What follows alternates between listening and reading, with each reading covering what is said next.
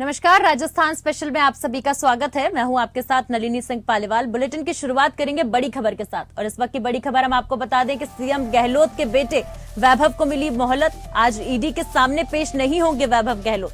अब 30 अक्टूबर को वैभव गहलोत की होगी पेशी। देखिए, इस वक्त की बड़ी खबर हम आपको बता रहे हैं, आपके टेलीविजन स्क्रीन पर है। अब 30 अक्टूबर को सीएम अशोक गहलोत के बेटे वैभव गहलोत की पेशी होगी। वैभव ने मांगा था 15 दिन का समय।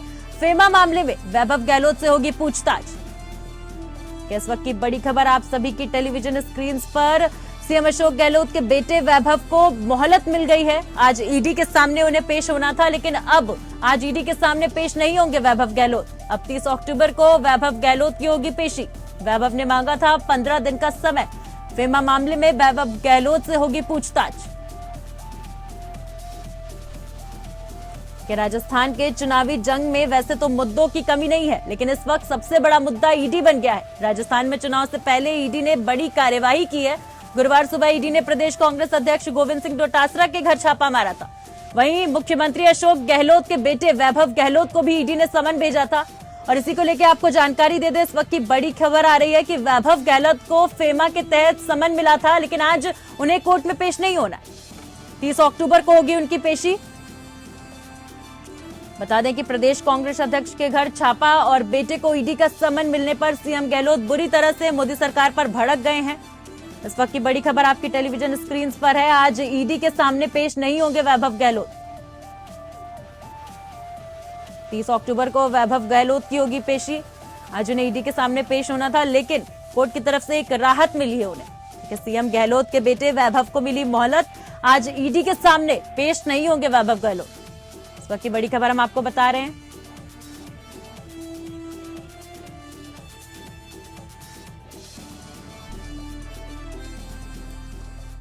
राजस्थान के चुनावी जंग में वैसे तो मुद्दों की कमी नहीं है, लेकिन इस वक्त सबसे बड़ा मुद्दा ईडी बन गया है। राजस्थान में चुनाव से पहले ईडी ने बड़ी कार्यवाही की। गुरुवार सुबह ईडी ने प्रदेश कांग्रेस अध्यक्ष गोविंद सिंह डोटासरा के घर छापा मारा। तो वहीं राजस्थान के मुख्यमंत्री अशोक गहलोत के बेटे वैभव गहलोत को ईडी ने समन भेज दिया। वैभव गहलोत को फेमा के तहत समन मिला है। प्रदेश कांग्रेस अध्यक्ष के घर छापा और बेटे को ईडी का समन मिलने पर सीएम गहलोत बुरी तरह से मोदी सरकार पर भड़क गए और हमलावर हो गए। प्रेस कॉन्फ्रेंस कर सीएम गहलोत ने कहा कि इन्होंने पूरे देश में आतंक मचा रखा है। सरकार ईडी सीबीआई के जरिए विपक्ष को डराने की कोशिश कर रही है। राजस्थान में ईडी की कार्यवाही पर सियासत तेज हो गई है। विपक्षी गठबंधन ने कांग्रेस के समर्थन में मोर्चा खोल दिया है। वहीं बीजेपी का कहना है कि जैसी करनी वैसी भरनी।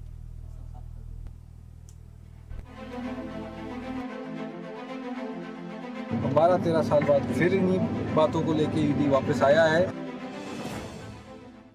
राजस्थान में चुनाव प्रचार के बीच अब ईडी ने एंट्री ले ली है। अब ईडी की एंट्री से राजस्थान की सियासत में तूफान खड़ा हो गया है। गुरुवार सुबह ईडी प्रदेश कांग्रेस अध्यक्ष गोविंद सिंह डोटासरा के घर पहुंच गई। ईडी की ये छापेमारी राजस्थान में हुए पेपर लीक के मामले को लेकर थी। प्रवर्तन निर्देशालय की टीम ने गुरुवार सुबह प्रदेश कांग्रेस अध्यक्ष गोविंद सिंह डोटासरा से पूछताछ की। ईडी की यह कार्यवाही राजस्थान में करीब 12 ठिकानों पर हुई। इसमें डोटासरा के 5 ठिकाने पर छापे मारे गए हैं। ईडी से जुड़े सूत्रों के अनुसार ईडी को गोविंद सिंह डोटासरा के निवास पर पहले हुए छापेमारी में ऐसे सबूत मिले थे जिनके आधार पर अब ये कार्यवाही हुई है। इसके साथ ही मुख्यमंत्री अशोक गहलोत के बेटे वैभव गहलोत को भी ईडी ने फॉरेन एक्सचेंज मैनेजमेंट एक्ट यानी फेमा केस में समन भेजकर पूछताछ के लिए बुलाया है। वैभव गहलोत को शुक्रवार को जयपुर या दिल्ली में ईडी के दफ्तर में पेश होने के लिए कहा गया है। इस समन का संबंध राजस्थान टूरिज्म से जुड़े समूह Triton hotels and resorts private limited, Wardha enterprises private limited और इसके निर्देशकों और प्रमोटर्स के खिलाफ मारे गए छापों से है।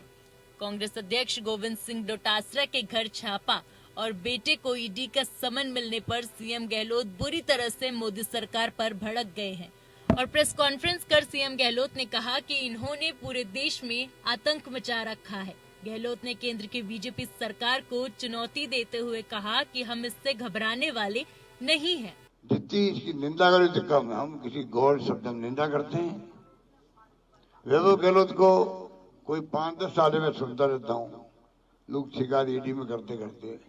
एक वो महाराष्ट्र के आए थे member parliament, x member parliament, तब से सुन रहा हूँ मैं। और परसों कल नोटिस मिला, आज वहां जाके हाजिर हो ईडी के अंदर। दरअसल गहलोत का आरोप है कि बुधवार को झुंझुनू की रैली में कांग्रेस पार्टी ने जो गारंटी जनता को दी थी उससे बीजेपी सरकार घबरा गई है और इसीलिए ईडी की कार्यवाही अगले दिन राजस्थान में हुई है। गहलोत ने मोदी सरकार पर आरोप लगाया कि चुनावी राज्यों में ईडी गैर बीजेपी दलों को परेशान कर रही है। बेटे वैभव गहलोत को भेजे समन पर गहलोत ने कहा कि वैभव गहलोत पर कार्यवाही कर सीधे सीधे उन्हें टारगेट करने की कोशिश की जा रही है। मुख्यमंत्री गहलोत ने दावा किया बीजेपी राजस्थान में उनकी सरकार नहीं गिरा सकेगी, इसीलिए वो अब एजेंसी के जरिए ये सब कार्यवाही कर रही है। एक संकेत देने के लिए दी गई है, मैसेज देने के लिए दी गई है कि अगर हम पॉलिटिकली कमजोर पड़ेंगे तो हमारा साथ देने के लिए नाना प्रकार की जो एजेंसीज भारत सरकार की हैं, चाहे वो सीबीआई है, ईडी है, इनकम टैक्स है, उनका हम दुरुपयोग करेंगे और लोगों के अंदर एक तरह का भय पैदा करने की हम कोशिश करेंगे। वहीं इस मामले में वैभव गहलोत ने मोदी सरकार पर तंज कसते हुए कहा कि 12 साल पहले भी मुझे ईडी ने समन भेजा था, तब भी हमने उनके साथ सहयोग किया था। इस बार भी हमें अंदेशा था कि चुनावों के दौरान हमें समन भेजा जाएगा, हम इस बार भी उनके समन का जवाब देंगे। समन आया है और ये मामला तो 12 साल पहले 13 साल पहले भी यही आरोप लगाए गए थे, तब भी हम लोगों ने इसका जवाब दे दिया। 12-13 साल बाद फिर इन्हीं बातों को लेके ईडी वापस आया है, तो प्रदेश की जनता समझती है कि क्यों चुनाव में जब आचार संहिता हो गई तभी इनको याद क्यों आ रही है। उधर राजस्थान में ईडी की कार्यवाही पर सियासत तेज हो गई है। विपक्षी गठबंधन ने कांग्रेस के समर्थन में मोर्चा खोल दिया है। हर तरीके से भारतीय जनता पार्टी हताश है और उनको लग रहा है कि लोगों का विश्वास भारतीय जनता पार्टी से कम हो रहा है, इसीलिए किसी तरीके से अपने विरोधियों को बैकफुट पे लाने के लिए, डराने के लिए, धमकाने के लिए ये सारी कार्रवाइयां चल रही हैं। हालांकि बीजेपी सीएम गहलोत के आरोपों से इत्तेफाक नहीं रखती। बीजेपी का कहना है कि जैसी करनी वैसी भरनी, जब गलत काम किया तो उसका भुगतान तो करना पड़ेगा ही। इसी साल मार्च महीने में देश की 9 विपक्षी पार्टियों के नेताओं ने प्रधानमंत्री नरेंद्र मोदी को एक चिट्ठी लिखी थी, जिसमें सरकारी एजेंसियों के दुरुपयोग करने का आरोप लगाया था। दरअसल ईडी, सीबीआई जैसी केंद्रीय जांच एजेंसियों पर सियासी मोहरा बनने का आरोप लगता रहा है, जिसे हर सरकारों ने जरूरत के हिसाब से सियासत की बिसात पर इस्तेमाल किया है। लेकिन ये भी सच है कि ईडी, सीबीआई जैसी केंद्रीय जांच एजेंसियों पर आरोप लगाकर सियासी दल और नेता अपने दाग नहीं छिपा सकते। Bureau report, APN.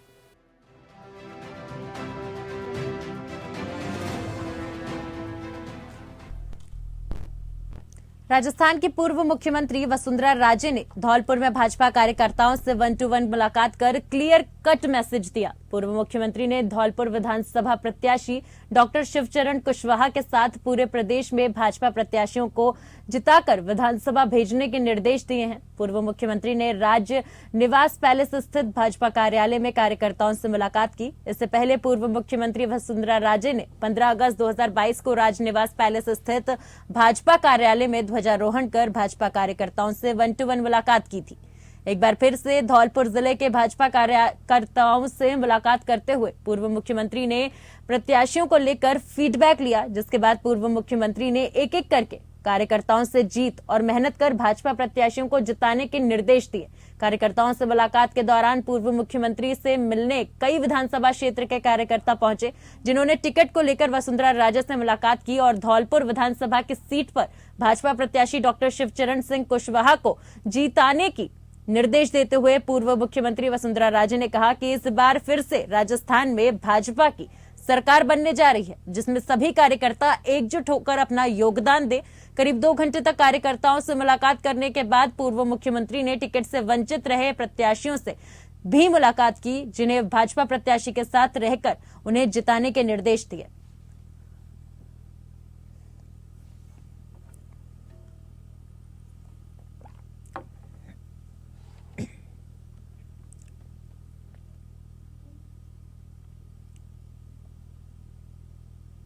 खाद्य एवं नागरिक आपूर्ति मंत्री प्रताप सिंह खाचरियावास आज अपने निवास स्थान सिविल लाइन से जयपुर के आराध्य देवी गोविंद देव जी के दर्शन करने पहुंचेंगे। खाचरियावास के साथ सैकड़ों कांग्रेस कार्यकर्ता और नागरिक भी गोविंद देव जी के मंदिर तक हरे कृष्णा हरे रामा के भजन करते हुए पदयात्रा में शामिल होंगे।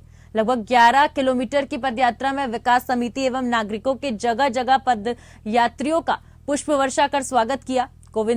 गोविंद देव जी मंदिर पहुंचकर खाचरियावास ने अपने सैकड़ों साथियों के साथ जयपुर के मालिक श्री गोविंद देव जी से आशीर्वाद लेकर चुनावी अभियान का श्री गणेश किया। इस अवसर पर खाचरियावास ने संवाददाताओं को संबोधित करते हुए कहा कि जयपुर के मालिक गोविंद देव जी महाराज हैं, उनका आशीर्वाद प्राप्त करके हमने चुनाव अभियान का श्री गणेश किया है।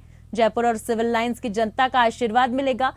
गोविंद देव जी के आशीर्वाद से पिछली बार में 18,078 वोटों से जीता था। इस बार हम हमारे किए हुए कार्य, विकास और जन कल्याणकारी नीतियों के कार्यों के आधार पर 40,000 से भी अधिक वोटों से जीतेंगे। उन्होंने कहा कि जयपुर में ऐतिहासिक कार्य किया जा रहे हैं। सिविल लाइंस विधानसभा क्षेत्र में 5 करोड़ 2 लाख की लागत से सभी कॉलोनियों में कैमरे लगाने का कार्य शुरू किया जा रहा है। सिविल लाइंस विधानसभा क्षेत्र में हाई टेंशन लाइन हटाने का कार्य चल रहा है। वहीं अन्य और भी जगह पर जहां हाई टेंशन लाइन है वहां 112 करोड़ के टेंडर करके हाई टेंशन लाइन हटाने की कार्य योजना बना ली गई है।